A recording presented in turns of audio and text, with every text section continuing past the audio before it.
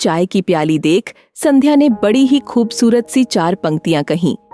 यह सुनकर वीणा हंसने लगी और फिर प्रशंसा करते हुए उसने संध्या से कहा, वाह संध्या, तुम तो अच्छी लेखिका बन सकती हो।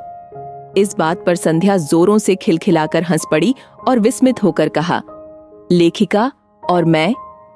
हाँ बिल्कुल, तुम्हारे भीतर छिपी हुई है ये प्रतिभा, इसे बाहर निकालो। वीणा ने गंभीर होते हुए कहा, मजाक मत करो वीणा, मैं तो सपने में भी लेखिका बनने के बारे में सोच नहीं सकती। संध्या ने नकारते हुए कहा। वीणा ने फिर कहा, मैं तुम्हारी दोस्त हूं और तुम्हें बहुत अच्छी तरह से जानती हूं, मैं मजाक नहीं कर रही हूं। यह कहते हुए वह उठ खड़ी हुई। वीणा संध्या के पड़ोस में ही रहती थी। दोनों सहेलियां हमेशा एक दूसरे से अपना सुख दुख बांटा करती थी। वीणा की बात तो उस समय संध्या ने मजाक कहकर टाल दी थी, किंतु सोते समय उसके अंतर मन में कुछ स्पंदन सी हुई थी, जिसे उसने अनसुना करना चाहा था, किंतु उस वेग को वह संभाल नहीं पाई। आज सुबह से ही संध्या का मन किसी भी काम को करने में नहीं लग रहा था। बस उसका जी चाह रहा था कि कागज कलम लेकर वह किसी कमरे में बंद हो जाए। सुबह के 7 बज चुके थे। अभी तक वह पति और अपने तीनों बच्चों का नाश्ता बनाकर उन्हें विदा कर चुकी थी। अब बारी सास ससुर की थी। सास अभी तक 3 बार पुकार चुकी थीं। जल्दी से पहले घर के सारे काम निपटा लूं, फिर आराम से बैठकर लिखूंगी। यह सोचते हुए संध्या दुगुने उत्साह के साथ घर के काम में लग गई। अखबार वाले से निपटकर वह रसोई घर की तरफ जा ही रही थी कि दूध वाले ने आवाज दी। संध्या जल्दी से दूध की पतीली लेकर दरवाजे की ओर दौड़ पड़ी। दूध लेकर लौटी तब तक ससुर जी ने आवाज दी थी, बहू चाय कब तक मिलेगी? सास ने कहा तो कुछ भी नहीं, मगर ना जाने कैसे कैसे मुंह बना रही थी।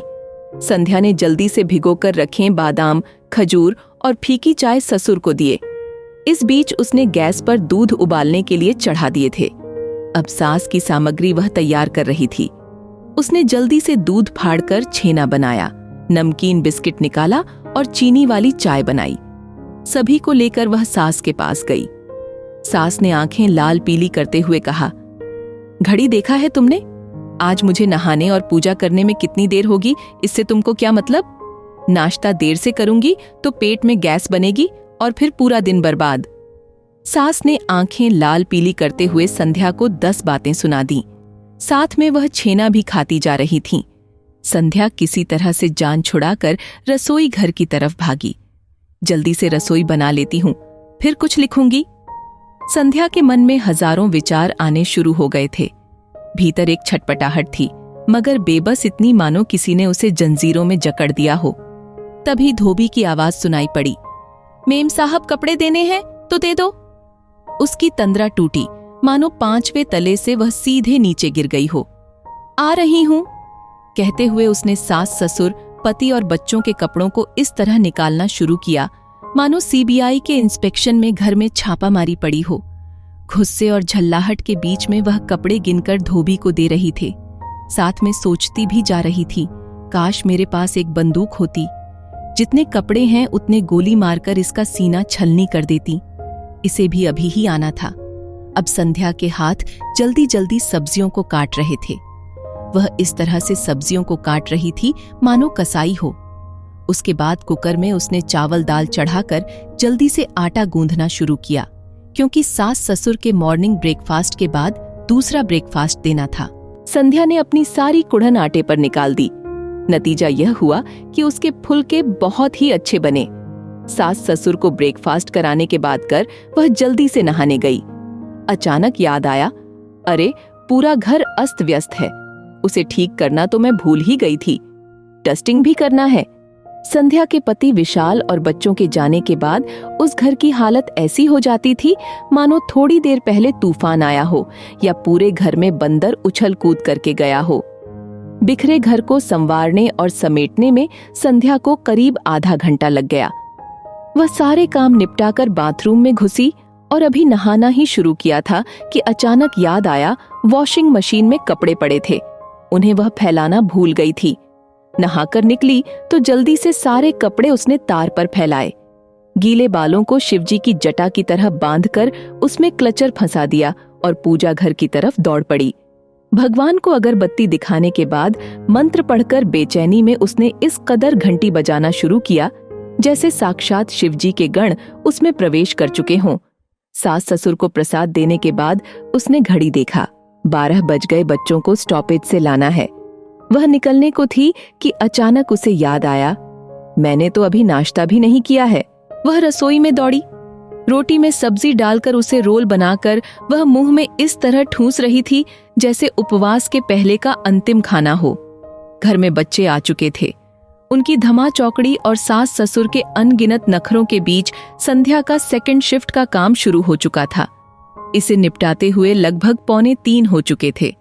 थक हार कर वह अपने बेडरूम में आई। उसने बिस्तर पर लेटकर अपनी कमर सीधी की। थोड़ी राहत मिली तो सोचने लगी, 5 बजे विशाल के ऑफिस से आने के बाद तो मैं पूरी तरह से पैक हो जाऊंगी, क्योंकि उनके आते ही नाश्ते, चाय, फिर रात के डिनर की तैयारी और उसी के साथ सुबह की तैयारी, फिर पति और बच्चों के साथ गपशप। इन सब के बीच तो मैं कुछ लिख ही नहीं पाऊंगी। संध्या ने फिर से अपने मन को समझाया कि चलो 2 घंटे का तो समय है, इस तरह हर रोज कुछ समय निकाल ही लूंगी। वह उठी, पेपर, पैड और कलम लिया और सोचने लगी, यह क्या, दिमाग तो बिल्कुल शून्य हो गया है। मन में कोई विचार आ क्यों नहीं रहा है? काम करते समय कितने विचार आ रहे थे, जा रहे थे, अब क्या हो गया है? मैं तो सब भूल गई। पेपर पैड उसे सास ससुर की तरह आंखें फाड़े देख रहे थे और कलम बेचारा संध्या की उंगलियों में निर्जीव सा पड़ा था। इसी उधेड़ बुन में थकी हारी संध्या को नींद ने कब भ्रमित कर दिया उसे पता ही नहीं चला। अचानक संध्या का पूरा शरीर कांप गया, मानो घर में भूकंप आ गया हो। पूरे घर में भूचाल और सास की कर्कश आवाज उसके कानों में पड़ी और उछलकर वह बिस्तर से जमीन पर आ गई। इस क्रम में पेपर पैड और कलम हवा में लहराते हुए फर्श पर गिरकर पलंग के नीचे अपना स्थान ग्रहण कर चुके थे। संध्या ने जब यह समाचार सुना कि ननद के पति का ट्रांसफर किसी रिमोट एरिया में हो गया है, जहां ननद व बच्चों के साथ तुरंत जाना संभव नहीं था, इस कारण से ननद 6 महीने के लिए अपने मायके रहने आ गई थी। स्वभाव से सास अगर चट्टान थी तो ननद पहाड़ जैसी थी, और बच्चे तो ऐसे मानो जंगल से निकलकर पहली बार वो मानव के बीच में आए हों। संध्या के पांव तले भूकंप तो आया ही था, साथ ही यह खबर सुनकर उसके सिर पर बादल भी फट गया। बेचारे पेपर पैड और कलम कामवाली के झाड़ू के शिकार बने और अंततः कूड़ेदान में बैठकर अपनी और संध्या दोनों के किस्मत पर आंसू बहा रहे थे।